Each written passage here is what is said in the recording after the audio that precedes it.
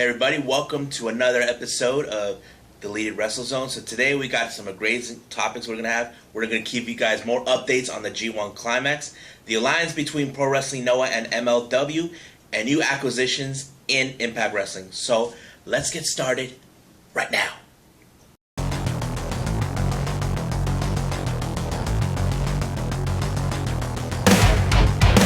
Are you ready? Get up, get up. Get up, get up. Get up, get up. Get up, get up. Get up, get up. Get up, get up.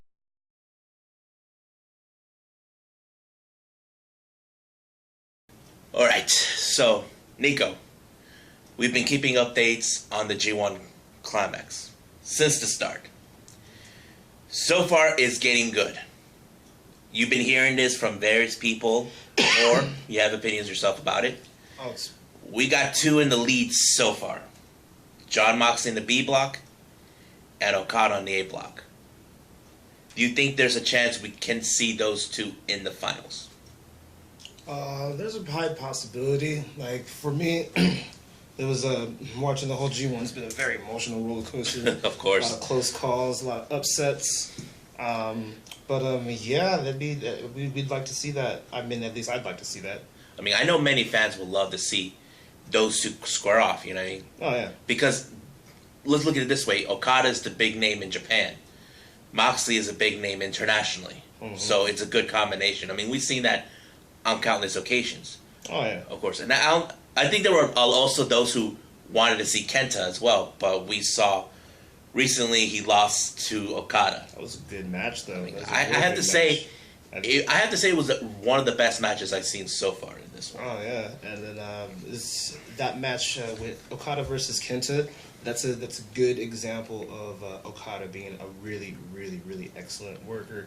He didn't make Kenta look weak. He didn't just squash him. He looked tired. They looked like it was a struggle to actually beat Kenta, and he also showed respect to him. They look like they will be seeing more of Kenta versus Okada. If you look at Okada, he has faced the best wrestlers the world can offer. You know what I mean? I mean, look, he has faced Tanahashi at least who knows how many times. Enough. You know, we've seen him with Naito, who's desired to become champion. Mm-hmm. We've seen him against Omega, who we know he has done great moments with him. Broke the rating scale with him. That's right, exactly. And then we got Kenta, who pushed Okada to the limit. Mm-hmm. And I think Okada can see he's the right opponent to face for his title one day. Oh yeah. You know, I mean, I would love to see him call out Kenta at Wrestle Kingdom if he wins the G1. He already called him out at the end of that match. If you look, yeah. if you were paying, I'm not saying if you were paying attention, but if you look closely, you could see that Kenta saying next time we go for that. Then he was talking about the IWGP Heavyweight Championship. Yeah. I mean, Okada, I can tell by looking at him, he's up for the challenge. Oh yeah. You know, but is there any wrestlers right now you predict that can catch up? You know, because I know we're almost close at the end. Well, you got the ultimate spoiler of all, Jay White. He predicts himself says that he's gonna win the next few matches and meet them there. Last time Switchblade made predictions like that, they were all pretty much true, so we could possibly see that. But the other ones, most likely, I'd go with like Naito. Or we already talked about Moxley, Naito, Kenta, and who else? What about Ibushi? Ibushi, ooh, that's another one. Ibushi could be catching up pretty soon. We're gonna see some rematches with Ibushi versus Tana coming this Saturday or Thursday. Mm-hmm. So yeah, right now I have to say the G1 is getting very now intense this year. Yeah. You know, we can see those who are hungry to go to Wrestle Kingdom, you know. But I know people have asked this many times over, you know, about what happens if Okada does win the G1. I mean, I don't know if there has been any any heavyweight champion that ever won the G1. Not since 2000. I don't remember the name, but yeah, that's what they keep saying. That hasn't been since the year 2000 or 2001 when the IWGP Heavyweight won and called out their opponent for the Tokyo Dome show at Wrestle Kingdom. So if Okada does that, he'll be the first one in almost 20 years or so to do something like that. I mean, I know there are many fans that will love to see that. Oh, yeah. Okada to be the first champion in almost 20 years to call out his opponent for Wrestle Kingdom, because let's face it, Wrestle Kingdom is their version of WrestleMania, which is the start of the year for them. Yes. You know, but we will keep more updates on the G1. You know, we'll see who will go to the top. You know, I know that we're both having our hopes on Okada to continue on, and also Moxley, but we cannot ignore the ones who can catch up. Right. You know, so we'll keep in that. So you viewers keep that in mind too as well. So right now, let's just keep on rolling with the show.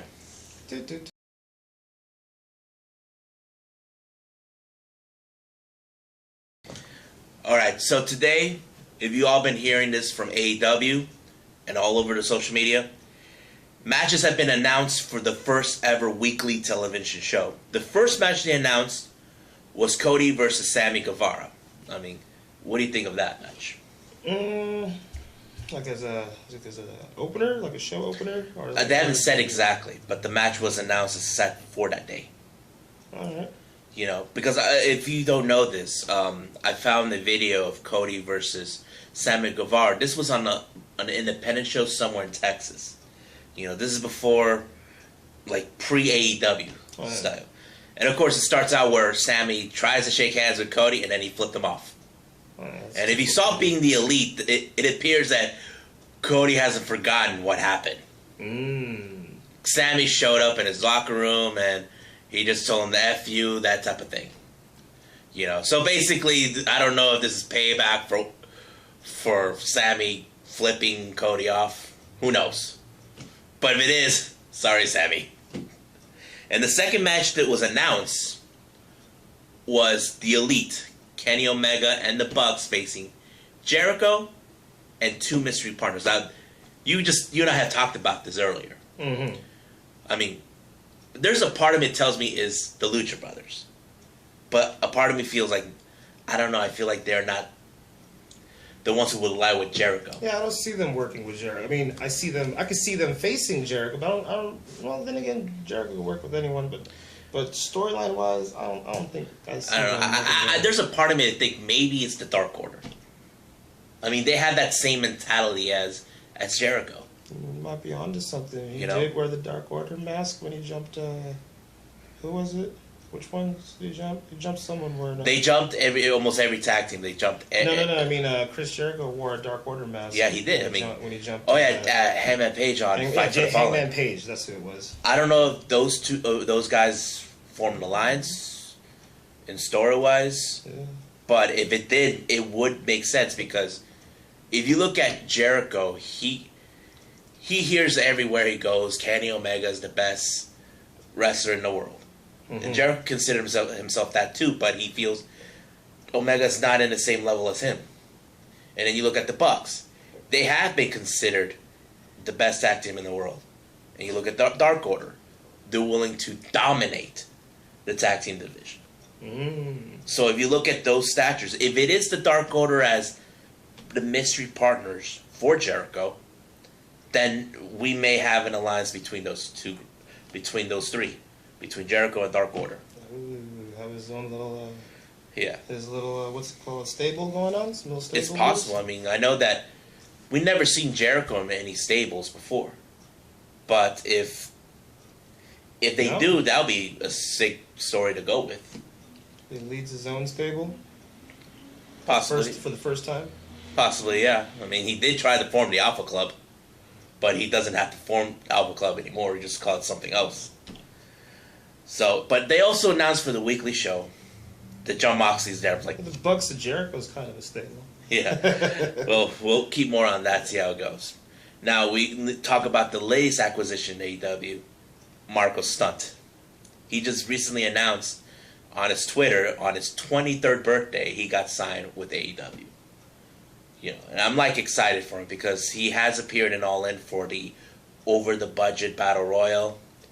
He showed up in Double or Nothing's casino battle royal, and he recently appeared with Luchasaurus and Jungle Boy on Fight for Fallen as one of their companions. You know, I feel like he's.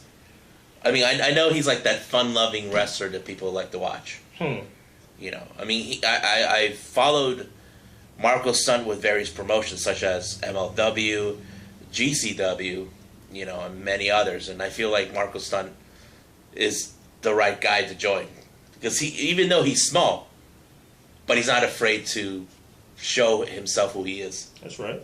You know, that's what I like about him. But we'll see where they take him because it seems now that he's aligned himself with a boy and his dinosaur. Now it's a small boy and his dinosaur. So we'll keep more updates on AEW's weekly show, but we're also excited for the upcoming All Out. So if there's any more matches coming up for All Out, we'll let you guys know as soon as possible.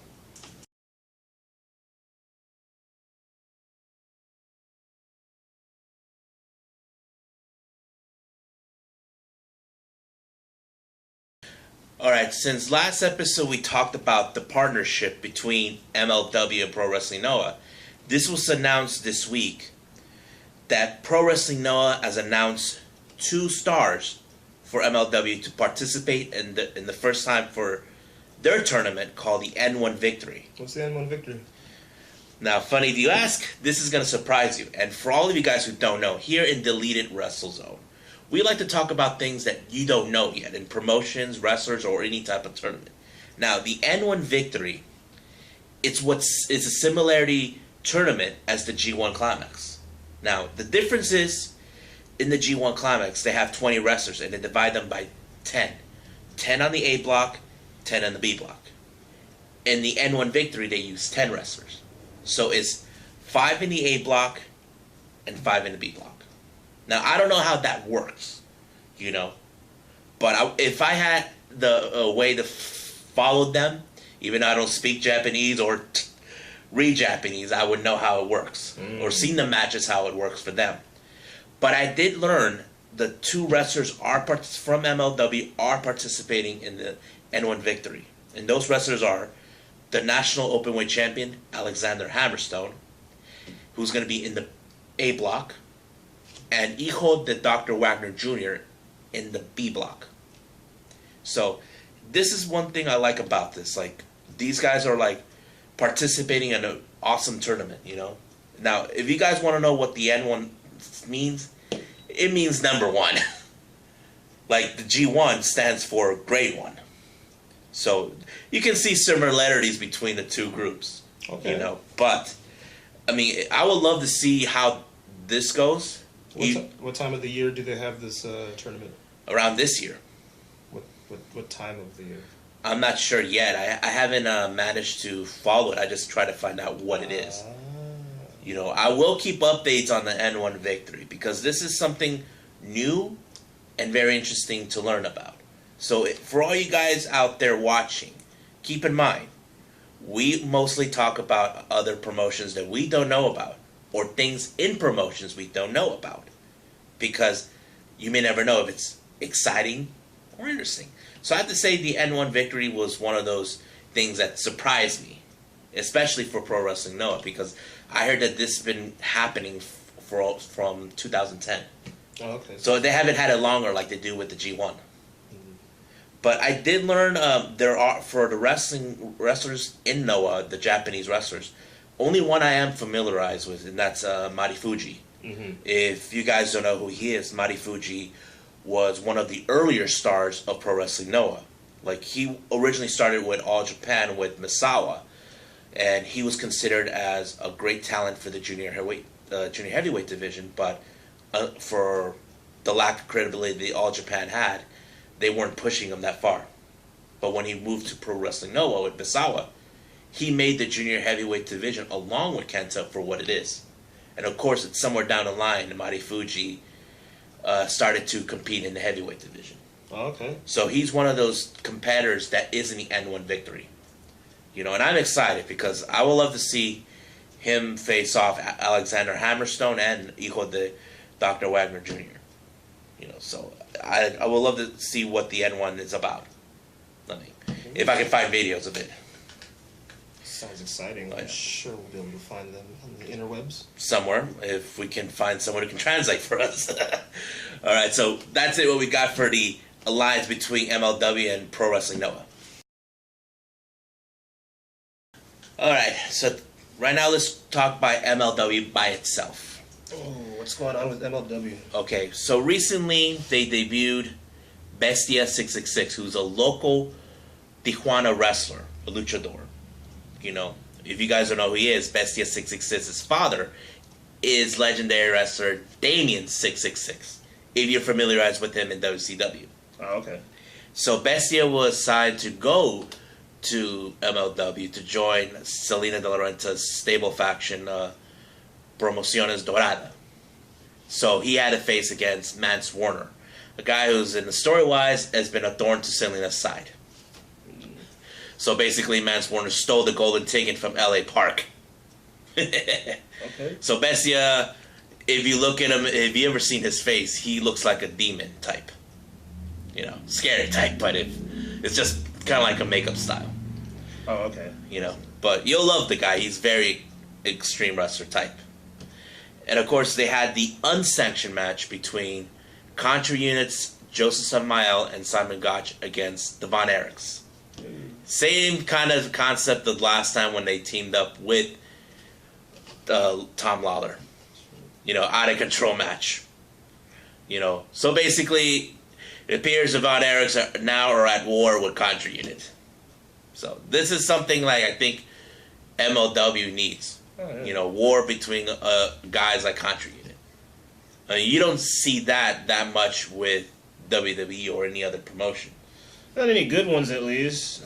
I mean, I would love to see more of Von Erichs because they look more like. I mean, I did learn more about the Von Erichs from these two guys that they have been wrestling with Pro Wrestling Noah before. Oh, yeah. You know, and they wrestle in Israel. But I have to say, I would like to see them also, the Von Erichs, go for the tag team titles. You know, because they're really great, you know, for who they are. Like, there are those that say they have, like, the same look as the Von Erich brothers. Who has the strap right now? What do you mean? Who has the titles right now? The tag team Oh, titles. Dynasty. MLW. Yeah, that's right. Dynasty. MJF and Richard Holiday. And they're feuding with the Hart Foundation right now. Yes. Oh yeah, now their fans are asking if they want to see have another rematch for those titles with the Hart Foundation. I mean, the thing is, like, MLW have no, how to say, intentions to try to compete with other promotions. They're trying to stick to their own. They don't need to.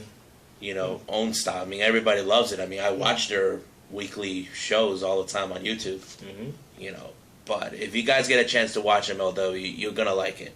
You know, there's nothing like compared to WWE or AEW, but it stands out on its own. So we'll keep more updates on MLW and any other matches or any future matches that will come in our way. So we'll continue on with this show.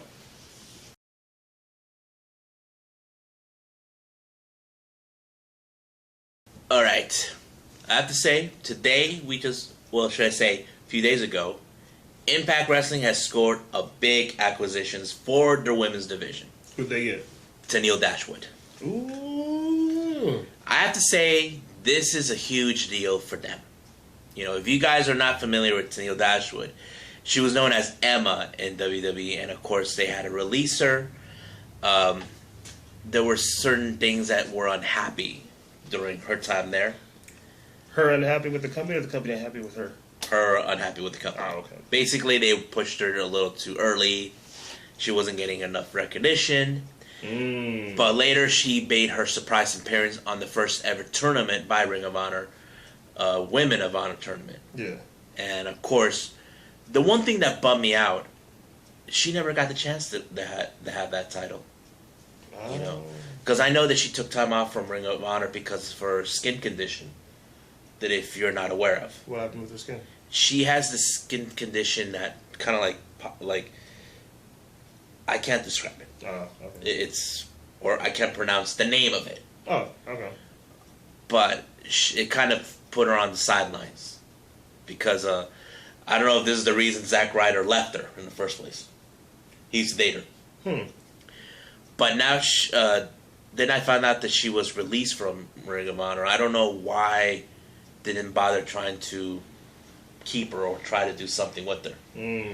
And I know that Tenille Dashwood was traveling around that time since her release. But now that she's in Impact Wrestling, I have to say, Impact are doing something right.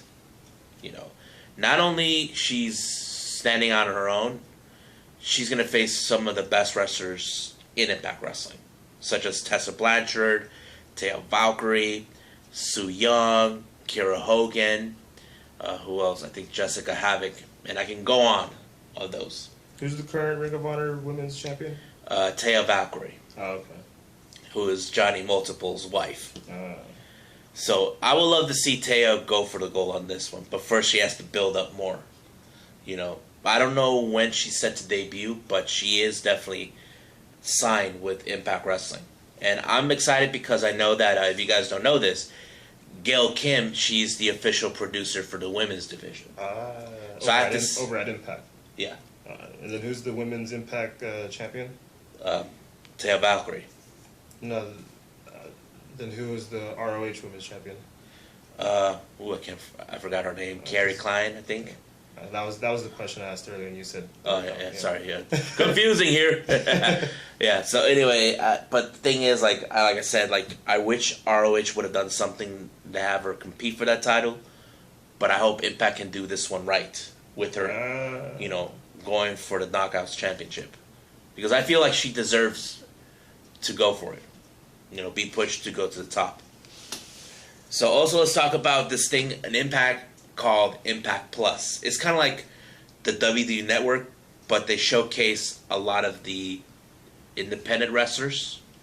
And I just recently found out, my buddy, if you guys don't know who he is, his name is Danny Limelight, is set to debut on August 2nd on Impact Plus.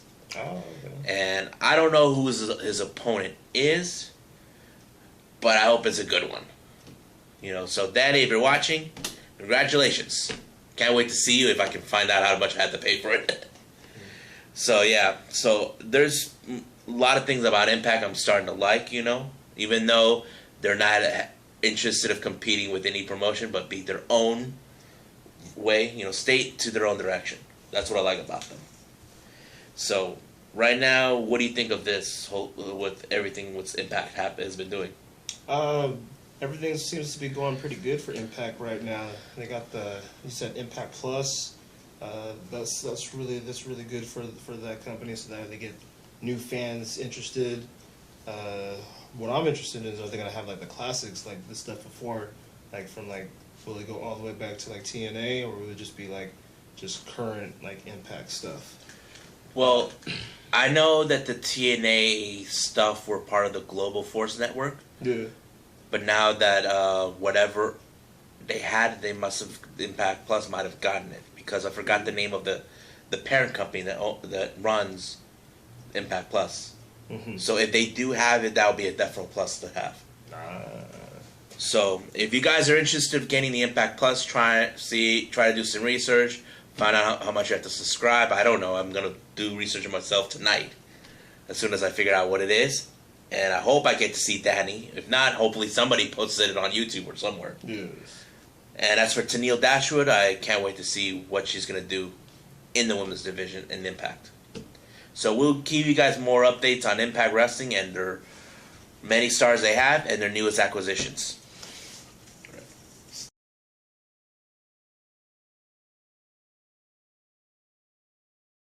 Alright, the last thing we're going to talk about, you may not have heard of this wrestling promotion, and I mentioned this to you before. Defy Wrestling. Mm-hmm. If you guys never heard of Defy Wrestling, this is one of the hottest independent wrestling companies in all of Washington. Oh, okay. Washington State, not the capital. Keep that in mind. So, if you guys never heard of this, they have some great wrestling there. I seen videos of Cody versus Shane Strickland. I seen the Bucks made an appearance there. If you saw the Being the Elite episode where they saved Joey Ryan again. Mm-hmm. So, but I'm going to give you guys something that I just found out about 2 weeks ago. We basically had an AEW versus Bullet Club match. Ooh, who was it? Joey Janela versus Tama Tonga. Mm-hmm. I mean, I think this is something fans were kind of like, okay, it may not be the huge thing, but at least it's something close. You know, because who could forget Tama Tonga despise the Elite for who they are? But I did saw some clips on Twitter where, of course, Tama is the most dominant force ever, you know, beating up Joey Janela. But I hope they can put it online for these guys. You know, I want to see this match, like, so bad. Yeah. I mean, this is something I feel like this is the right promotion to follow. Oh, you know yeah. what I mean? So here's the last thing I want to talk about for Defy Wrestling that you guys don't know. Much like the WWE Network and the Impact Plus, these guys have this thing called Defy on Demand. Mm-hmm. Now, what you guys don't know of, Defy on Demand not only just shows wrestling matches for their promotion, they got from others, such as Ball Wrestling, which is Joey Janela's company, Progress Wrestling down in the UK, BC Ultra, and I can name a few others. So these guys have like 5,000 plus hours of videos from their promotions. And I gotta say, and in case you guys want to know how much it costs to subscribe, it's only $3.99, $4. You know, so if you're interested to watch these type of wrestling matches, you know, it doesn't matter if it's now or the past, this is the place to watch. I even contacted them on their Instagram page and asked questions about it, and they were very helpful. You know, because I have heard great things about Defy Wrestling for almost a year. Okay. And I feel like, why not? You know, follow these guys. So, I did watch one of the matches for Bar Wrestling, which is the wedding reception between Brian Cage and Melissa Santos at Bar Wrestling. You know, so if you guys never seen this, subscribe. It's pretty easy. You know, you don't need it's kind of like a kindergarten can sign up for it. But yeah, I mean, you haven't got a chance to see any of the matches, have you? No, not yet. Good. You're going to love it. You know, this is... You may have seen wrestlers like Pentagon, Phoenix, whoever you might have seen from AEW appeared on this, or Impact. Okay. So, basically, this is the type of promotion you definitely want to get hooked up in. You know, because I know I'm hooked up to it too. And I got to tell you, I've been a fan of the Bar Wrestling stuff, and I did not know Defy actually display these. Ah. So I have to start from the beginning, all the way to now, which is going to be hours and hours of watching. But it's worth it. It's definitely. So that's it, what we got for today's episode. So if you guys would love to see leave a comment, leave it down below. Or if you guys are interested in to check out any of the promotions or any stuff that we've been talking about, go ahead, look on the internet, Google it. You know, that's what I do, you know, if I want to find something. If you guys are interested in subscribing to Impact Plus or Defy, that's cool too. You should subscribe it too. I know I have. So that's it for today. So on behalf of me, J-Rod, Nico, we must bid all of you adieu. So goodbye. And have a nice day. Bang.